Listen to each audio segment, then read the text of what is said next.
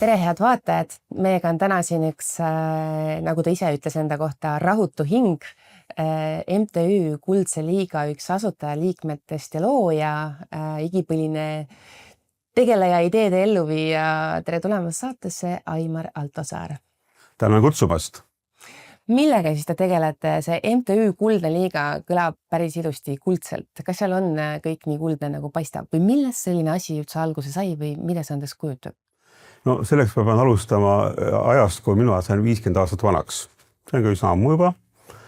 Ja siis ma avastasin täiesti üllatuslikult, et paljud minu tuttavad, keda ma olen alati alt üles vaadanud, kellel on nagu selge karjäär, mehed või naised teavad, mida nad teevad, neil on kõik hästi tööalaselt, on äkki erinevatel põhjustel, kas siis on tahtnud ise töökohta vahetada või on kusagil koondatud, on jäänud pärast 50 eluaastat nagu ripakile. Mind ennast see ei puuduta, sest et just nagu te ütlesite, ma olen rahutu hing, mul ei ole karjääri olnud.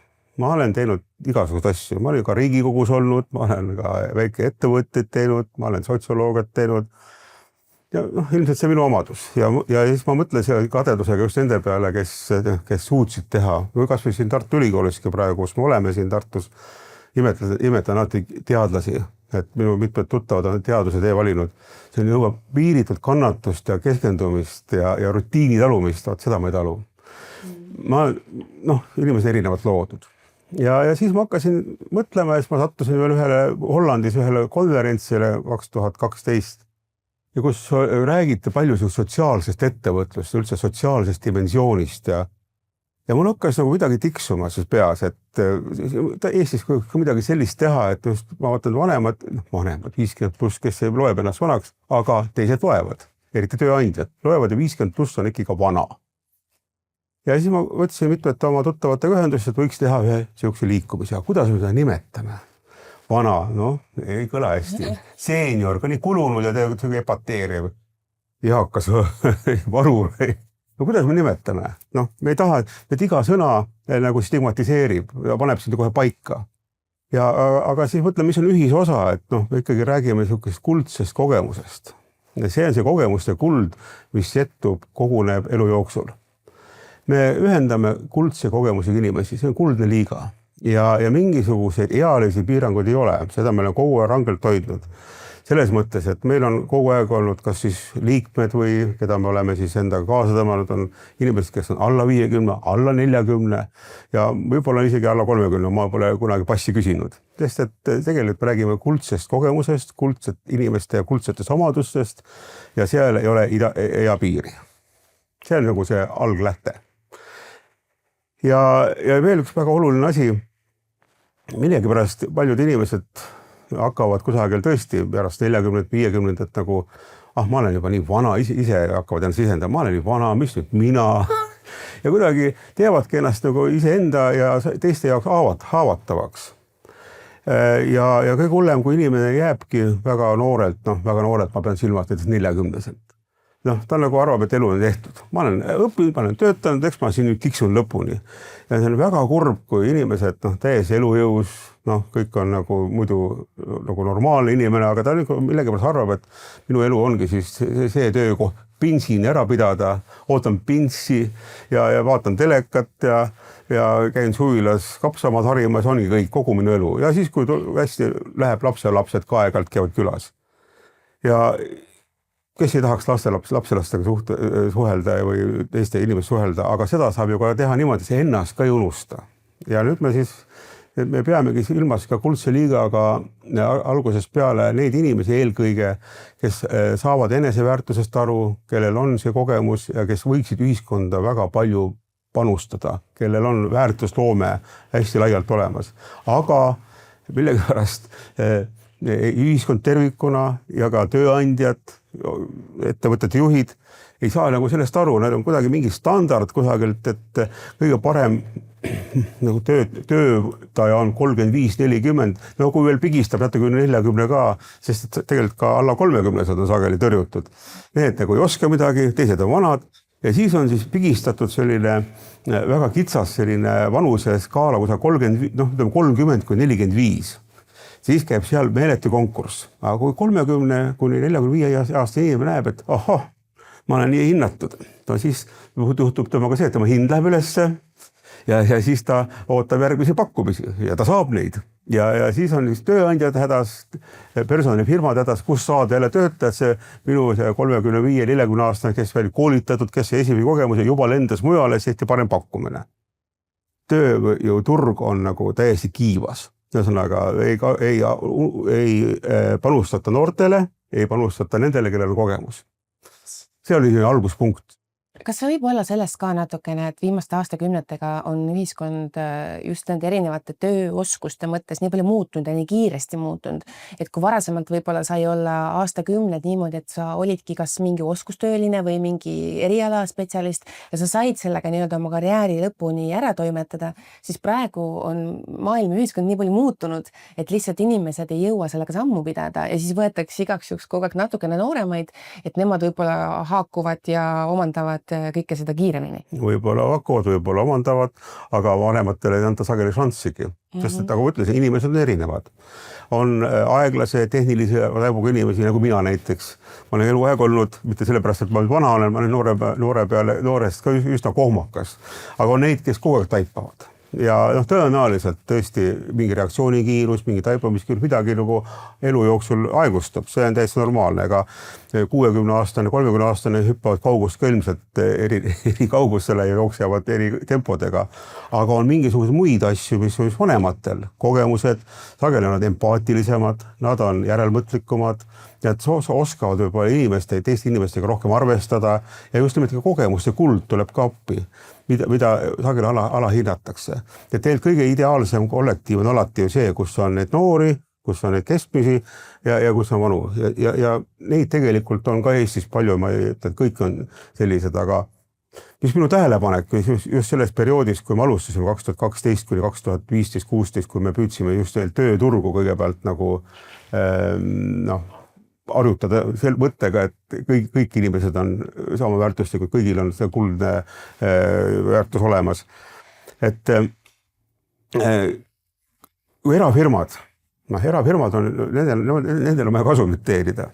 Nemad üldjuhul sellise eakaid inimesi lahti ei lase. Kui ta on selline tubli tegija, las ta teeb. Üle 70, mõni isegi vanem, üle 80, aga ta saab hakkama ja ta minu firmale kasulik. Aga väga üllatuslikult, kui me hakkasime selle teemaga rohkem tegelema, riigistruktuurid, kus on need inimesed ja juhid ei ole ju ka oma kasumiga seotud. Nemad väga kergesti, kui saab uus juht, noor, alla 40-aastane, ta võib väga julmalt käituda nendega, kes on temast 5-10-15 aastat vanem. Ja kas siis otseselt ei ta mingi põhjus või siis, kuidas öelda niimoodi, surutakse välja, ea surve, ehk siis kasutame seda sõna diskrimineerimise asemel, et surutakse inimene välja. Ja neid on just riigistruktuurides, vähemalt tol ajal oli üsna halva öelda, ma ütleksin palju, ma ütleks enamus, aga üllatavalt palju. Ja nendest me saime ka ajalehtedes kirjutada, me hakkasime siis Kuldse Liiga poolt kogutud andmeid ka artikliteks vormima. Ja see oli niisugune katse siis seda hoiakut muuta. Ja paralleelselt oli veel üks, tahtsime ka ikkagi äri teha, et Kuldse Liiga me olime ju puhtalt ju vabatahtlikud, bono, kui keegi meile ei maksnud selle eest, aga mõtlesin, raha ei teeks ka paha. Ja siis mõtlesime, teeme äri. Just enne seda, 2000-ndatel olid Skandinaavias ja Brittidemaal, Inglismaal oli hakanud levima selline töövorm nagu interim management, ehk siis asendustöötaja, asendusjuhtimine. Et kui mingi ettevõtte tahab nagu mingit arenguhüpet teha mingis suunas, siis ta võtleb sealt vanemate oskajate hulgast mõne niisuguse hea juhi, kes seda aitab teha. Või veel lihtsam variant, mees siis on väike ettevõte sageli, et juht tahab minna Ameerikas aastaks õppima midagi. Ta võtab see usaldusväärse inimese, kes siis teda siis asendab nii kaua. Käisime paar aastat ringi Eesti ettevõtet, Eesti ei ole suur, ringi peale. Ja ega huvi oli. aga keegi maksta selle eest ei tahtnud. ja siis me paljudel muudel põhjustel me jäi see asi katki, kui hea meel, et üks seltskond, kellega me siis kokku puutusime, tegi selle oma äriks ja neil see asi minu teada läheb, aga ühesõnaga me ei ole mingi oma panuse pannud. Ja siis edasi, kui me olime teinud neid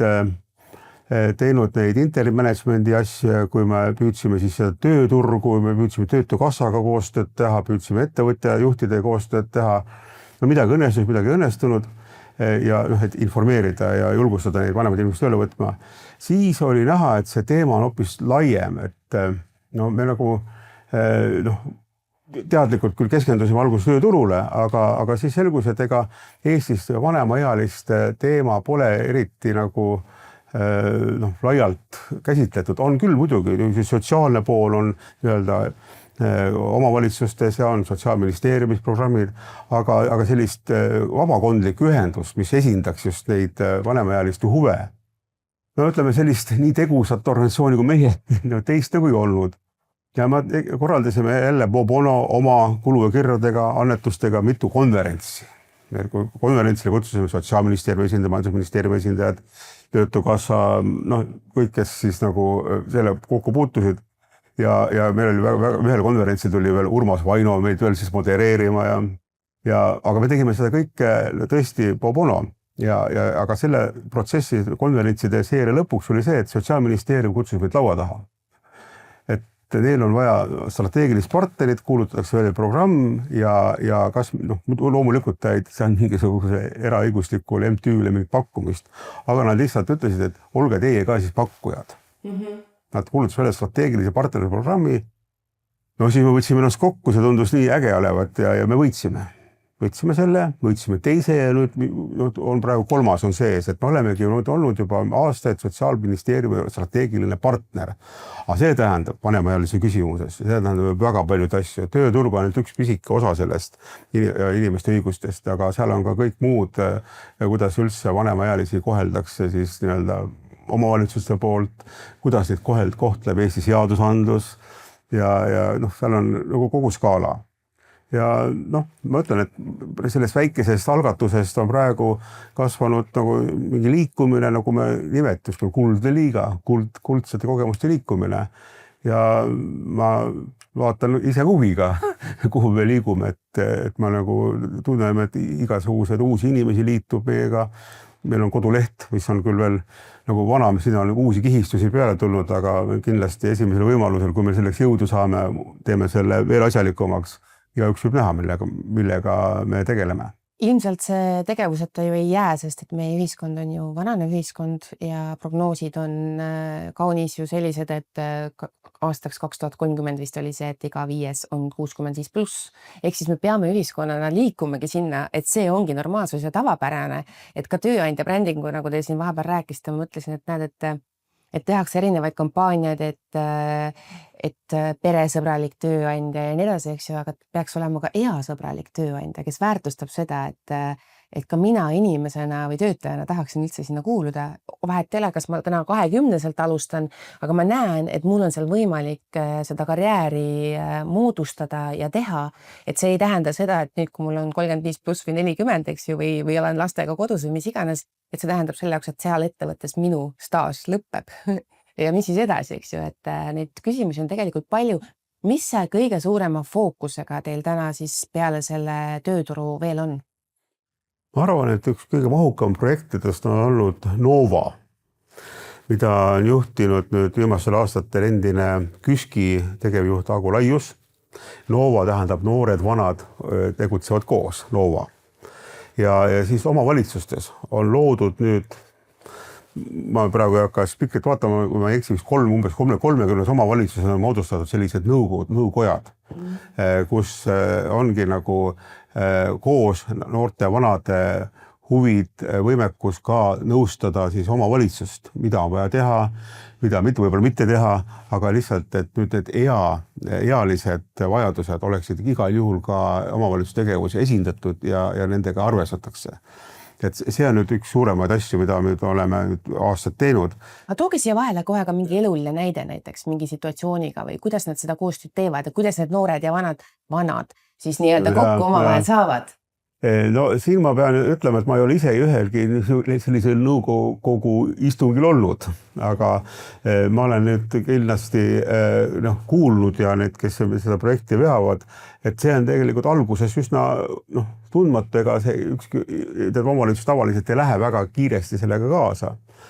Aga kui nad kaasa lähevad, siis näevadki, et see on tegelikult mingit otsustusprojekti palju lihtsustav, kui sa teed mingit planeeringut näiteks. Kui arhitektil või ka omavalitsuse ametnikul võib olla ja ka omanikul võib olla väga hea idee, aga kui see nagu öeldakse, et see tulemuse asemel võid sa hoopis saada hullulised tagajärgi, et kui seal näiteks üks hea näide, millest me just rääkisime Tallinna linnavalitsuses nüüd paar nädalat tagasi, et kui vanaema läheb lapsega linna peale, näiteks lapsi ema läheb juuksurisse, vanaema hoiab nii last. Vanaema läheb lapsega siis mänguväljakule. Mänguväljakul on liivakast väiksel lapsele, kui on väike laps, väga tore, aga kui see on 10 ja 12 aastane, võib-olla on ta mingi turnimise koht, aga vanaemal pole ikkagi istumise kohta. Nii. Ja selliseid kompleksseid kohti on hästi palju, kus pead läbi mõtlema, et kõigil oleks väikestel, keskmistel, suurtel, täiskasvanutel ja juba ka lihtsalt vanemate inimestel, et kõigil oleks seal huvitav ja see keskkond oleks atraktiivne ja kõigile turvaline. Selle peale on ikkagi väga harva mõeldud ja ma ise arvan, et meie nõukogude selline üks roll on kindlasti see. Teine ka igasugused omavalitsuse üritused seal, ma ei tea, jõulupeod, võib-olla mingid muud aastapäevad, kuidas siis neid paremini korraldada. Kindlasti on ka mingisugused a la mälestuste korjad, kus noored saavad vanadelt ju tegelikult korjata selle kogukonna, piirkonna ajalugu, mälestusi. Mida keegi välja mõtleb, sõltub, mis seal tööle hakkab. Ma soovitan Tartus, üks esimesi kohti, kus seda on rakendatud, on Tartu vald. Tartu vald. Ja kuna Tartu vallas elab ka, võiks öelda Eesti ainukene vanemate inimeste uurija ja kes on seda tööd ikka teinud teaduspõhiselt, Tiina Tambaum, tema Äksi kandis. Et rääkige Tiinaga, rääkige Tartu vallaga, seal te saate väga põnevaid lugusid. Ja Tiina on ju ka toonud kaardile palju meesteklubid. Tartus on muuseas mitmed väga vägevad meesteklubid, üks on ju see meeste garaaž, ma olen vähemalt käinud ajakirjanikuna. Ja see vist see remondi see ka vist on paranduskelder või mingi sarnane. On, paranduskelder ka, jah. Et see on, aga need on nüüd asjad, kus tuleb natuke julgustada ja väga hea, kui omavalitsus nagu julgustab, et mehed on teatavasti nagu häbelikud. et siin on üks sooline iseärasus on see, et kui naised saavad vanaks, naised ei saa muidugi vanaks, vabandust, saavad. Ja, kui naised, ütleme, pensioneeruvad, siis nendel on tegelikult tegevust ju palju. Neil on sõbrannad, neil on lapselapsed, on suhtlevad, neil on sotsiaalne võimekus või aktiivsus suurem. Aga mees on ju tööl olnud, ta on väga tähtsa töö peal olnud, tal on olnud läbi töö selline sotsiaalne staatus ja kui ühel hetkel töö lõppes otsa, mis siis saab? Ja kui on head sõbrad, kui on hea kohtus käia, aga kui ei ole, ja siis ongi see probleem, et nagu alguseks ütlesin, et kui sa jääd kauaks teleka ette ja passiivseks, siis on siin nii raske sealt välja saada. Ma olen nende meesteklubidega rääkinud, Tallinnas on ju ka mitu meesteklubi. Nad on nagu see iga suur kogu klubi ettevõtmine, me teame, et seal istub üks väga tore mees, aga ta ei tule sealt välja. Tihtilugu see töö on niivõrd suure osakaaluga mehe elus, et tänu sellele ei saa ta ka luua sinna kõrvale kas mingeid hobisid või muid asju, eks ju, ja siis kui see läbi saab, siis tal ongi nagu nulliring. Just. Ilmselt aja jooksul see muutub, sest ühiskond muutub ka nagu sooneutraalsemaks. Ma mõtlen selles mõttes, et naisi ka juba rohkem, kes pühendavad karjäärile ja me arvan, et see aja jooksul muutub, aga mitte liiga kiiresti. Ja seetõttu tuleb ju arvestada, et need see on nüüd koht, kus vajab kogukonna või omavalitsuse tähelepanu noh, et inimesed ei jääks niimoodi konutama. See konutamine tähendab seda, et ta lõpuks võib-olla mehedki kipuvad ka siin võib-olla napsitama ja nii või teisiti tervis läheb kiiresti logisema ja võtta, kui pragmaatiliselt võttes see ju suur kulu lõpuks, eks ole, laste ikkagi meie kõigi rõõmuks elab edasi, eks ole, ja tervena, aga mitte ole nagu muude probleemidega kimpus. Selline ühiskondlik liikumine ja isegi ju Tartu Ülikoolis on nüüd see eriala, et kogukonna liikumine ja selle juhendamine ja juhtimine, et tegelikult tundub, et see tuleb vaikselt tagasi, et ka sellised kogukonnakeskused, et üleüldse, et kui varasemalt võib-olla loodigi mingile sihtgrupile tema jaoks mingi asi, noortekeskus, eakate päevakeskus, aga paneme need asjad nüüd ühte, eks ju, ühe katuse alla. Täpselt. Et me näeksime iga päev seda, et täna ma olen see sihtgrupp, homme ma olen see sihtgrupp, lapsevanem, vanaema ja edasi. Et me kogu aeg oleksime nagu selles orgaanilises seoses terve elu läbi ja me näeme ka seda ja siis me võib-olla õpime ka paremini arvestama ja üksteist kaasama ja üksteiselt õppima just see kogemuste jagamine, on ju. Et kui ma täna võib-olla, ma ei tea, koolis pean õppima heegeldama, eks ju, siis ma lähen sealt küsin, et kuidas see silmus nüüd käis, on ju. Või vastupidi, et kui ma ei tea, mis pidi seda saagi käes hoida või midagi teha, eks ju, et siis mul on need inimesed ümber, kellel on need kogemused ja teadmised olemas ja vastupidi, kui keegi jääb seal digipädevusega hätta või miskit, siis tuleb see noor ja aitab sind, eks ju, et see kõik võiks olla kuidagi selline hästi siduv, aga meie perekonnad juba ei ole enam nii palju nagu omavahel põlvkondadega seotud, et see kuidagi on läinud natuke laiali, et on lootus, et äkki ta nüüd hakkab tasapidi jälle kuidagi kokku jooksma. Tahaks loota. See, mida te just ütlesite, on ka üks meie selliseid eesmärke, et mitte eristada, mitte tegeleda siukse segregeerunud ühiskonnas ongi nagu kõik oma lahtras, siin on noored, siin on mitte väga noored, siin on keskel, siin on vanemad keskel, siin on vanad ja siin on väga vanad ja kõik on kusagil lahtrites, aga siis on kuidagi neid nagu hästi hea jälgida ja anda abi. Tegelikult ei ole neil vaja abi anda, neil on vaja luua tingimused ja teadvustada, et kõik koos on alati see ühiskond tugevam. Ja alati ja just nimelt see eriti digipädevuse puhul ei hakka vanemad inimesed kõik jäävad lõpuks ju vanemaks ja ega näppi liigu, see pöial ei liigu nii kiiresti. Ega isegi see, et juba noored on juba väga noortega hädas, sest väga noorte liiguvad juba näppu nii kiiresti, et lihtsalt noored ei saa ka nendest enam kiiremini. Aga kui me oleme kõik nagu vabas suhtlemises, siis on lihtne üksteist alati toetada, aidata ja ka seda, et ega see, kui meie väga paljud noored lapsed on ikka ainult selles oma nutitelefonis. Mina ei arva, et neid peaks nüüd vägis ära korjama.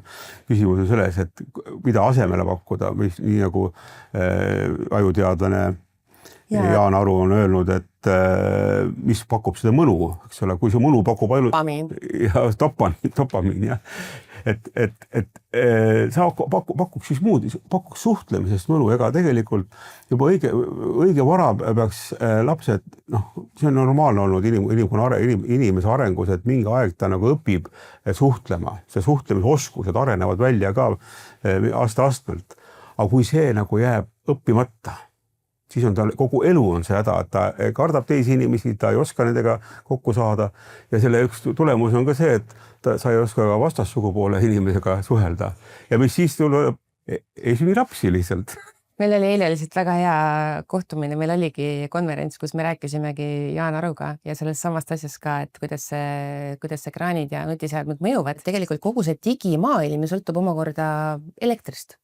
Ja kui me täna räägime ka erinevatest kriisidest, eks ju, siis üks asi ja see kogu see digimaailm on kinni, siis on jällegi see koht, kus me vajame neid vanu oskusi, teadmisi, kuidas teha, et mis siis, kui elektrit ei ole, eks ju. Kõik need asjad näitavad seda, et me võime tuua juurde, aga me ei pea kaotama juba olemas olevat või seda, mis meil on juba kogemuspõhine või teada.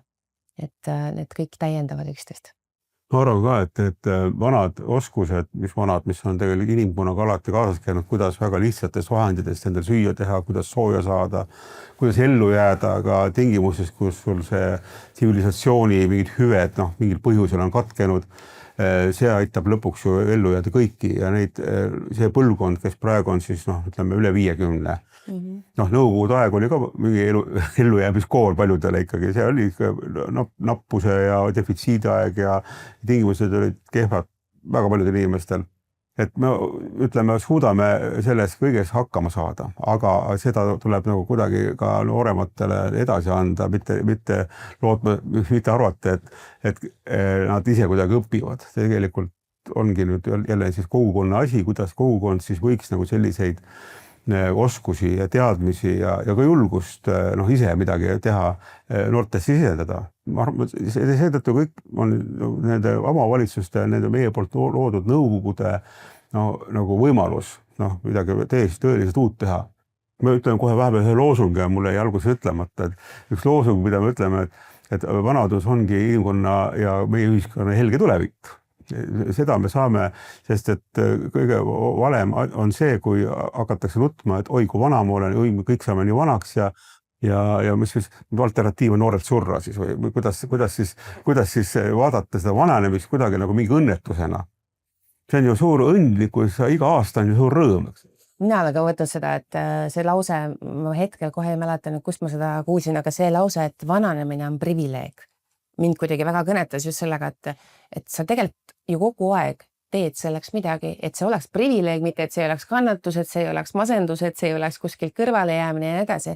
Ja sealt omakorda sinu panus peaks olema see, et sa oma lapsed ja järeltulijad ka kasvatad selles vaimus, et vananemine on privileeg ja sinna jõudmine ongi nagu mingi etapp ja nagu autasu või kuidagi nagu mingi siuke väärtus. No, ma arvan, et see on ka inimkonna üks vaheetapp, see on justnagi erakorda nagu see 20. sajandil see tehnoloogilise hüppe ajal on toimunud, et ongi mingil hetkel näinud jäme ots nagu noorte kätte, sest tõesti nad on kiiremad õppimad, nad lähevad uute asjade kiiremini kaasa ja seetõttu ei ole kodus autoriteet nagu on aega kogu aeg olnud isa või vanaisa, kes teab, kuidas asjad käivad, vaid autoriteet on see väike põngeras, kes teab, mis tuppudel vajutada, kuidas mingid asjad töötavad, eks ole.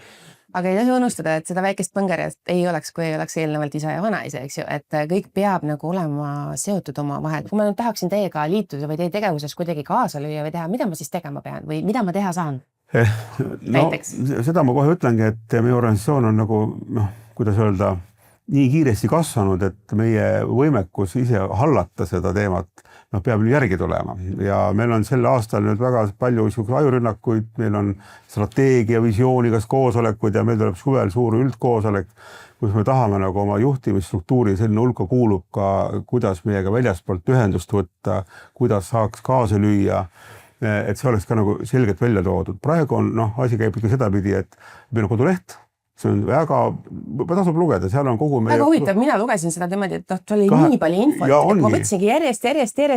12 aastane või kaua me nüüd oleme. Mina hakkasin kodulehte piltlikult ise tegema põlve otsas ja nüüd on see 4. kodulehe kujundus juba vananenud, aga seal kõik vanad kihistused on ka seal.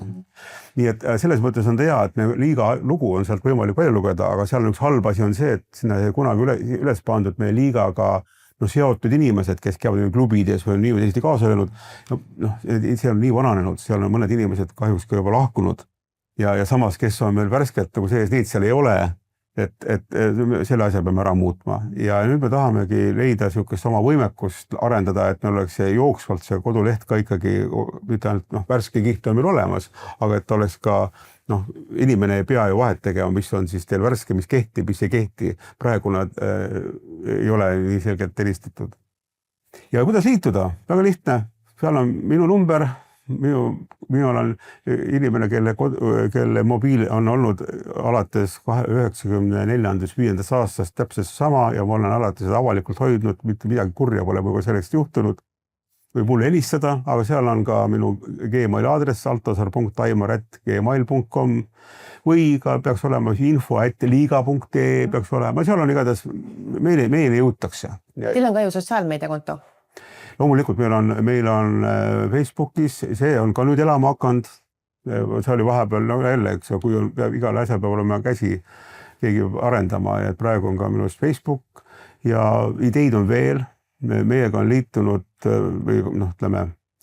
või teeme koostööd ühe väga põneva tegelasega, kes pakub meile koostööd AI ehk siis tehisintellekt ja vanad tegelikult sobivad väga hästi kokku ja me oleme juba eelmine aasta sellest rääkinud ja me tahaksime nüüd aasta äkki mõne konkreetse projektini jõuda, sest et kui filosoofiliselt öelda, et kui nüüd väga utreerida, probleeme tekib tulevikus võib-olla sellega, et kõik asjad teeb ju AI ära, aga need, kes siis tunnevad elu ja kes siis tunnevad inimsuhteid ja kes oskavad nende reguleerida, et konflikte tekiks, see on paraku vanadel, et vanade tähtsus järjest muutub, järjest kasvab.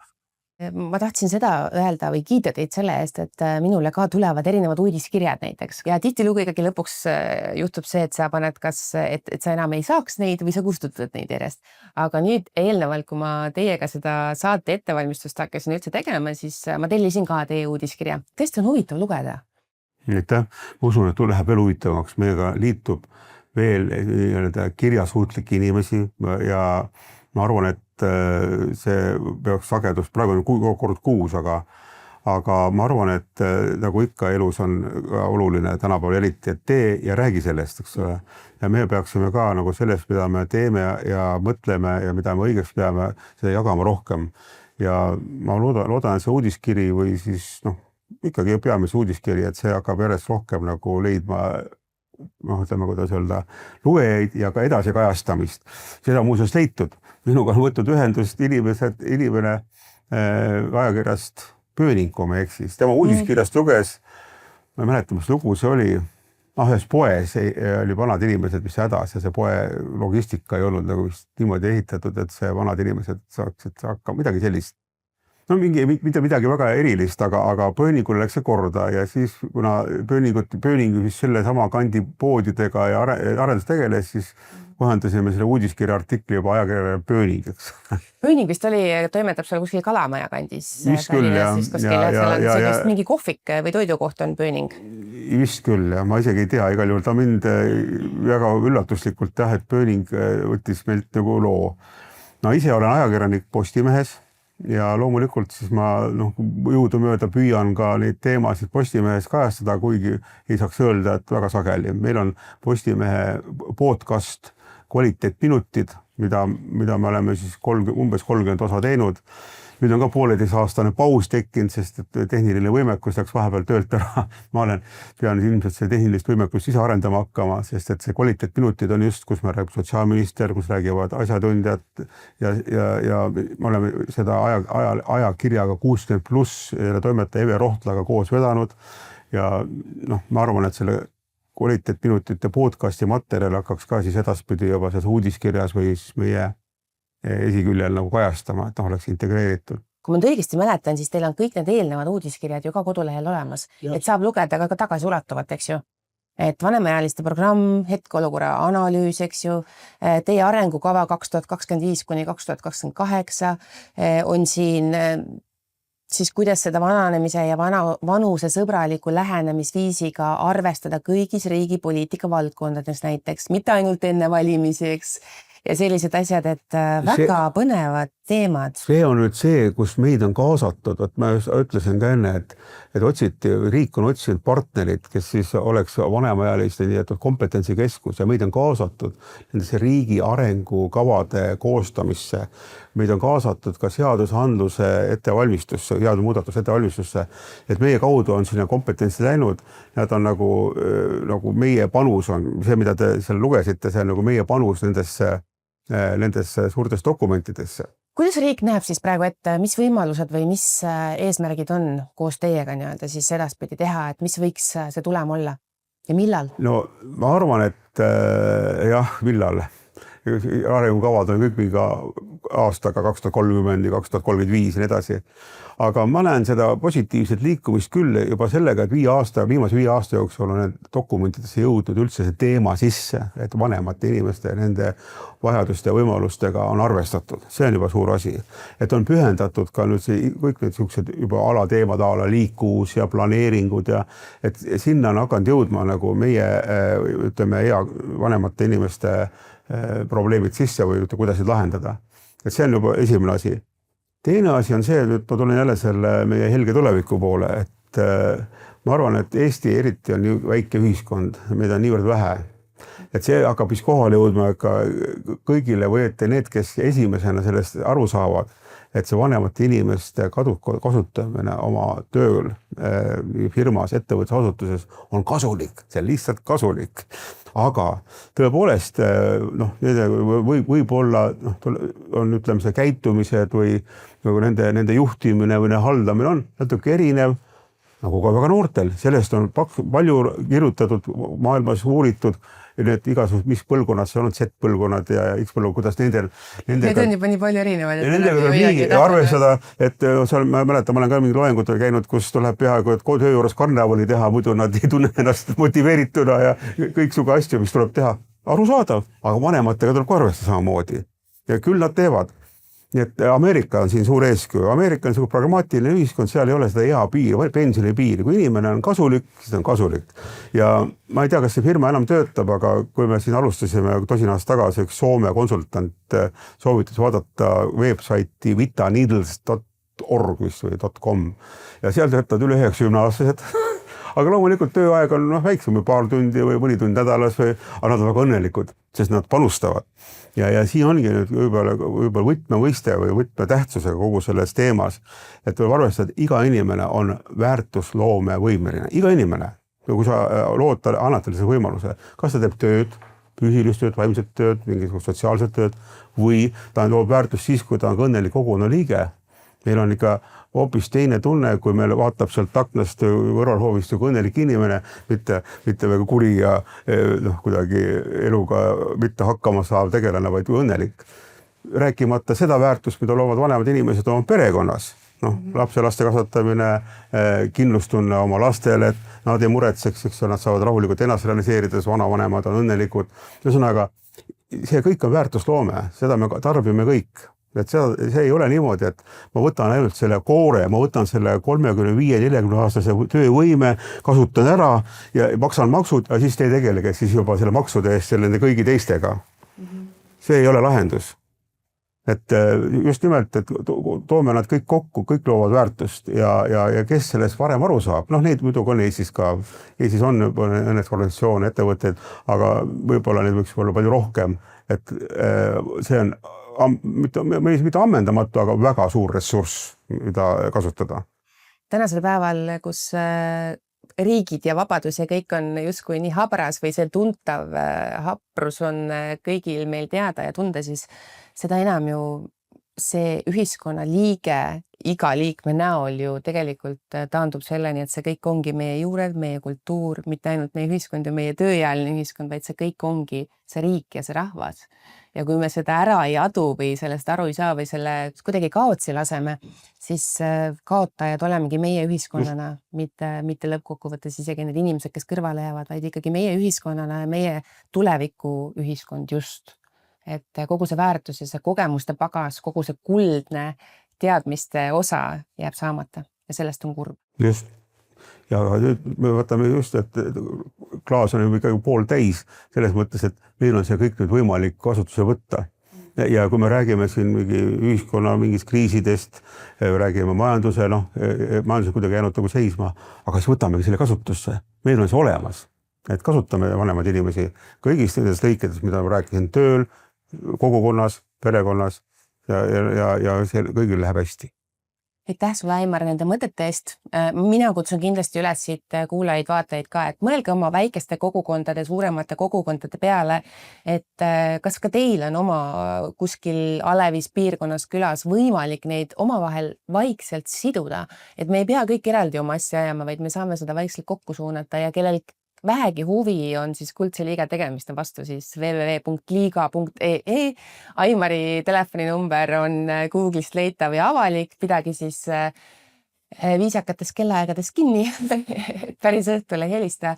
Ma väga tänan infot jagamast ja soovime teile palju-palju edu ja loodame, et kohtume veel. Tänan kutsumast.